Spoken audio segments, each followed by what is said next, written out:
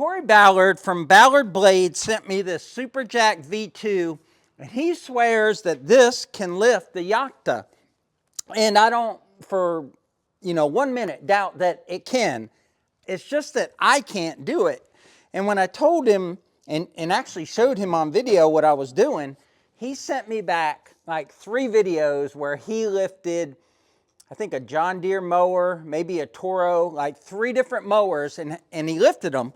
And the science behind it is that you don't try to do it with your upper body strength, but you put your foot right here, and as you lift, you push it up under.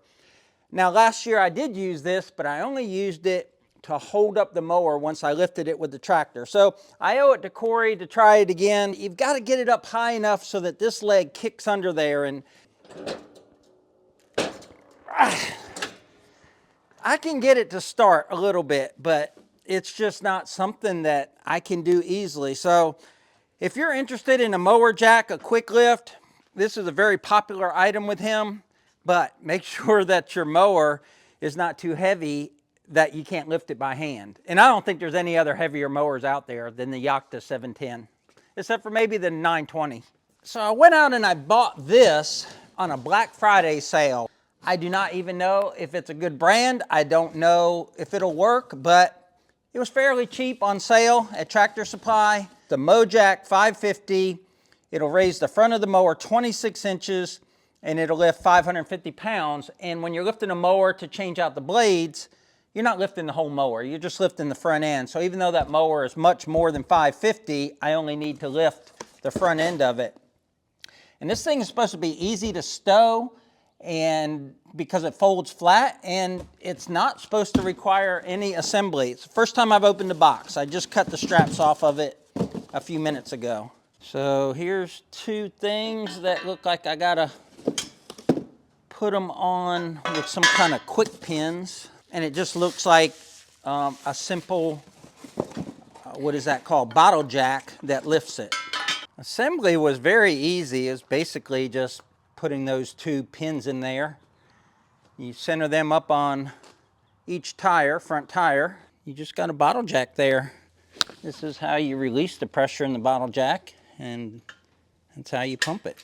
We're gonna get it up on the jack so we can change the blades. Corey sent me some new blades he put out this year that are called the Mower blades. Pretty cool name. And they're a fairly aggressive blade as far as the mulching here and the thickness.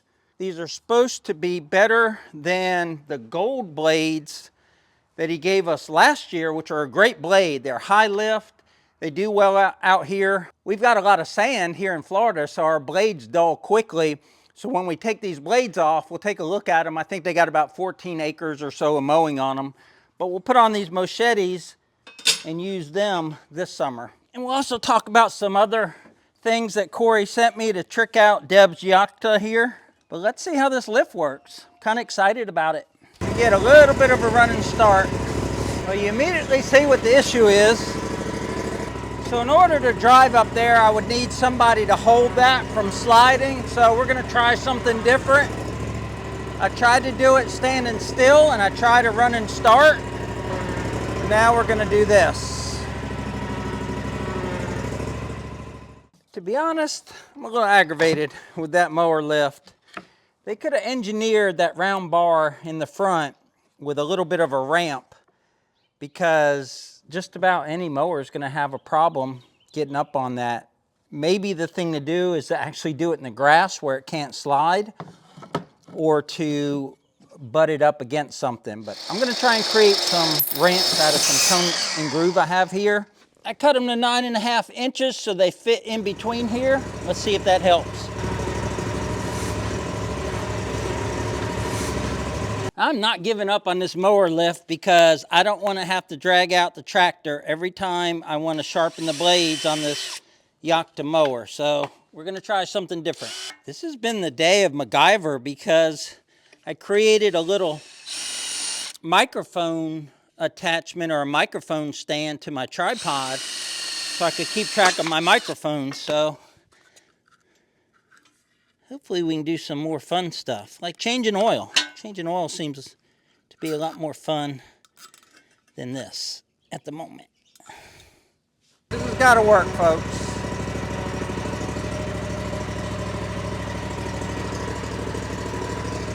What is it hitting on? So that was the issue the whole time, is that the front wheels were pushing the jack away. And you're not supposed to turn these little brackets here around, and you're not supposed to turn those around. They're in the right way. I'm trying to be safe here and not rig this in a way the manufacturer didn't design it. So I just read the instructions, and they said in some cases, because of the anti-scalping wheel, you got to turn the front wheels or the front casters the other way, and that'll work. I'm just not sure how I'm going to get it up on the lift. Let's try it. These are not easy to turn, but it's doable.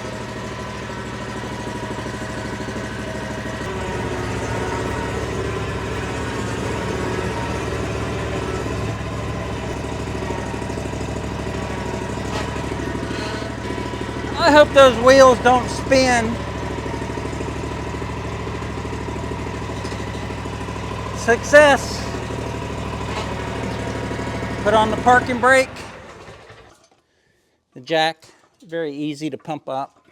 It's got little locks here, so as it jacks it up, it's going to latch it in position to keep it safe. You want to make sure that you don't hit the back end of the mower on concrete. Go to the first latch. Okay, it just locked itself in. That's high enough.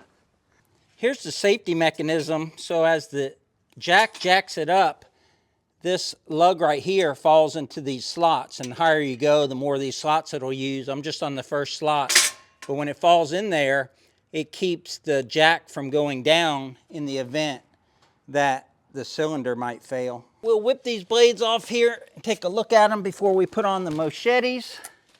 So these are the gold hybrids from Ballard, and they've been on for the end of last season. And you can see they're rounded. We're going to get that out here, but they're not too bad considering they mowed Piney Grove at least twice, so that's 10 to 14 acres. The ones on the Kubota, they came with the Kubota from the dealer, they would get a hook here after one cutting because most of the grass is cut right here. So very durable blade. And this is the machete, new blade by Ballard.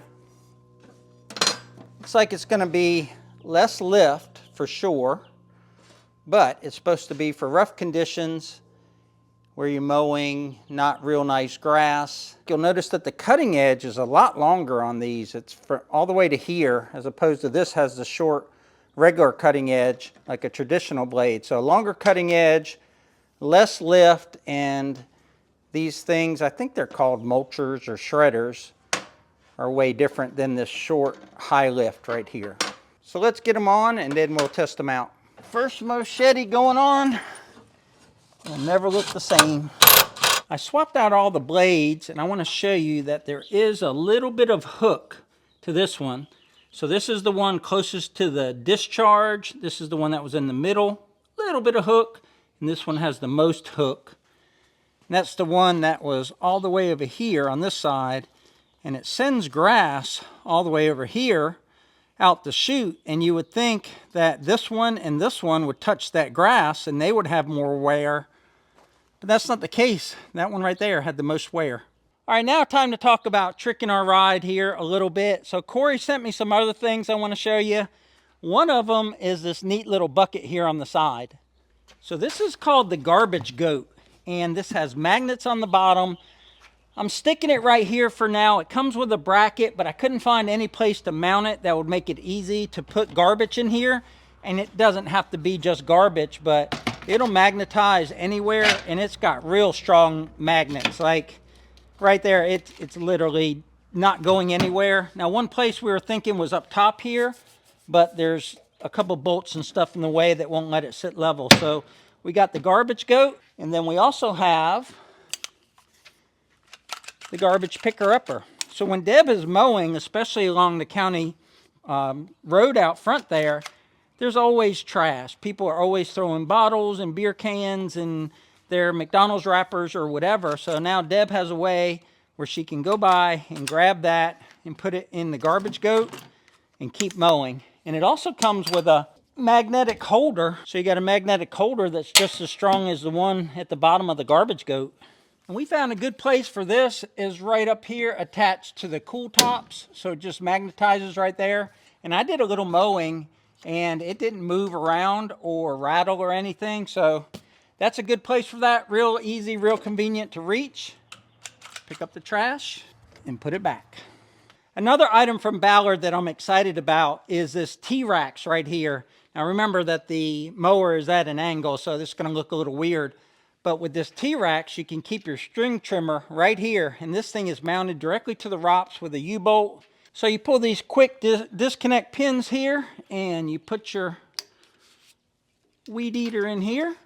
Put the pins back in, and then you've got your weed eater in a nice secure place where you can have it handy. So I've been wanting one of them for a while, so I appreciate Corey sending me one of those. Two more things. They make this nice comfortable mat. I used it to change the blades. It was better than the cardboard I normally use. And they have this scraper that he invented or that he manufactures, and you can use it one hand or with two hands, and it's got a rounded edge on it and a sharp edge on it.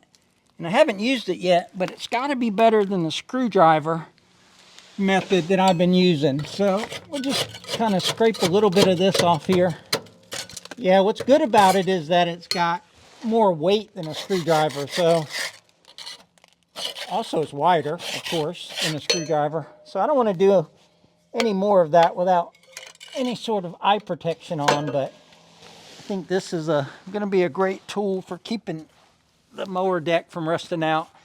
There's a code down below to get a discount on anything from Ballard, and they are just a really, really great company. Great communicator, husband and wife team that runs the company, so be sure to check them out. Okay, back to the lift, and the lift lets it down just like a regular bottle jack. Let out the pressure with this little lever down here, and the jack backs out. I'm using my foot to hold up the lock.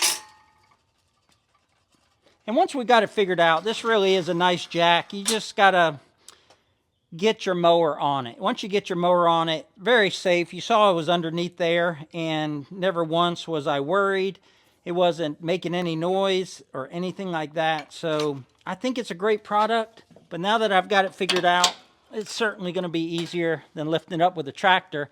And the reason that's hard is because you have to take this off here. So it requires 4 bolts to take that off to get to the lifting hooks, and so that's a time consumer. The last thing we're going to do is change the oil. We got about, I don't know, 20 hours or so on this mower, and we haven't changed the oil, and I like to get that first change out of the way, get any wear metals or anything from the engine out with that oil change. And this has the Kawasaki fuel injected Evo engine, so it's got a really, really good engine in it.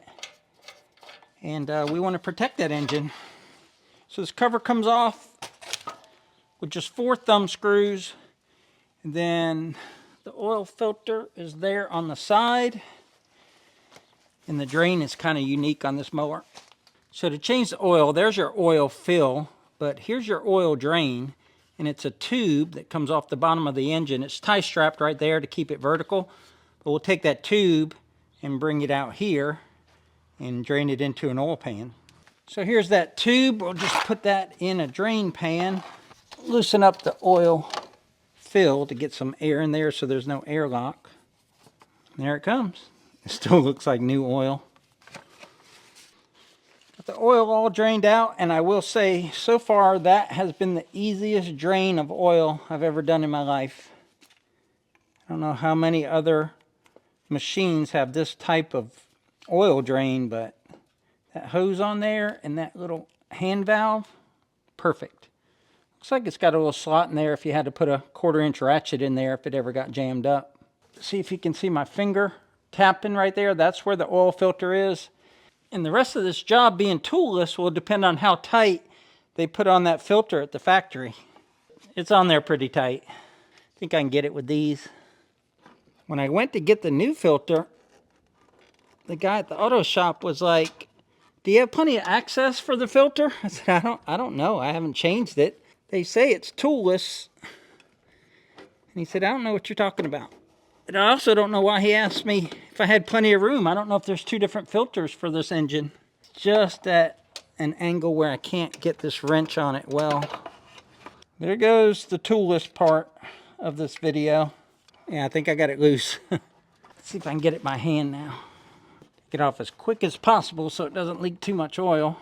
I'm gonna get that as clean as possible in there so I don't think that it's leaking oil later. The cleaner you keep something, the easier it is to detect when it truly has a leak. One thing I always do when I take a filter off is make sure this rubber seal came off with the filter. Because if this stays on the engine block, then what you'll have is interference with the new oil filter. And I also just noticed my new oil filter is not the right size. I got to go back and get the right size. But this already has a seal on it, and if this seal stays on the block, you'll get a double seal situation and you'll never get it to stop leaking. And I found that out one time getting the oil changed on my F-150, and this stayed on the block of it, and when they cranked it up, oil went everywhere. But this would be why the guy asked me if I had plenty of room. Maybe there's a big filter and a small filter. Got the right filter now. They actually gave me a Baldwin filter, a B1400. I'd never heard of Baldwin, but that bigger filter that I had, when I turned it back in and they gave me the smaller one, it actually was $5 difference that I had to pay. I was thinking smaller filter, I would get a little bit of money back, but I had to pay. I guess that's a better brand of filter. Do you guys know what a Baldwin filter is? I'm gonna pre-charge my filter here a little bit. It goes on sideways, so I can't put too much oil in it. And I'm using synthetic oil, 10W30. Put some of that clean oil here on the mating surface of that gasket, and then put it on a lot looser than the manufacturer. This filter's red, so you might be able to see this one go on a little bit easier than taking off that black one. It's only got a couple threads before it actually starts touching the case of the engine. And tighten it about 3/4 of a turn past where it touches the engine. It's on there. Ready to fill it up. We're gonna put 2 quarts of synthetic in it. I'm gonna check it after 1 quart just to make sure. Well, it looks like it's about right up to the bottom of the add mark. Filled it up more than I thought it would. I'll go about 1/2 quart more and check it again. So it's halfway between the add and the full. I'm gonna put a little bit more in it since the oil filter is empty and needs to circulate the oil through the system. It's probably gonna be right at 2 quarts. That's what they told me it would be. Looks like it's a little bit over the full mark. We'll crank it up and check for leaks. Should be ready to mow. So that was the first oil change. And it's at 12.8 hours, and the meter over here says it had 88 more hours. But you don't want to go 100 hours on your first change. It looks like it's exactly perfect on the full. I didn't see any oil leak in here from the filter. I'll keep an eye on it. Not that I think it will leak, just in general you want to make sure that there's no leaks after you've done any kind of maintenance and everything's dry under there. And the one thing I forgot to mention in this video, and there's a separate video on the install, is we have a cool top on it. So we actually have a cool top which brings in air from above the mower and brings it down and blows it on you. And it keeps you cool, and it also keeps the dust off of you. And it's made a big difference in keeping us clean when we mow, and also in just the temperature. The temperature difference, even if it's warm air, the air is moving. And that feels better than stagnant hot air. Yakta did a commercial where they were talking about how tough their mower deck is. And I think they shot it with high-powered rifles. They drug it behind some sort of 4-wheel drive truck over a bunch of rough terrain. And they just in general had a good time with it. And the marketing director, Brody Milne, he's the one that I met at Equipment Expo a couple years ago, and how we got sponsored by Yakta. He said it was just a blast. It was a blast to try and see if they could damage that mower deck. And they use so much steel in this mower that it's almost impossible to break or wreck the steel frame of this mower. Now the engine and the hydraulic drives for the tires and all that, they're not manufactured by Yakta. It has a Kawasaki engine in it and hydro gear transmission. So those things may fail, but I don't ever see this frame failing. I'm ready to mow. It's been a minute since we've done any mowing. And I can't mow too much because Deb loves to mow with this Yakta. So I'm going to go off to the side where we have some real tall grass and just check out these machete blades and see how they do.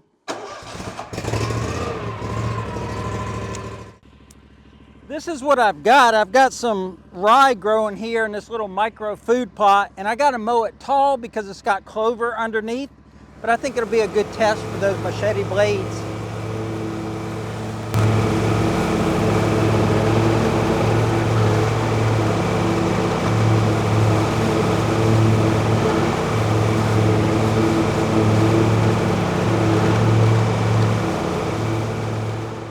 I knew I was going to do an awful job in here because there's no lift when a mower deck is up all the way, and I couldn't mow this too short because it's got a lot of good clover in here. I just wanted to knock it down for fun. Let's go over to where some real grass is and check out these blades. We got some grass here that is just barely tall enough to need mowing, so we'll try it here now that we've knocked the new off of those blades.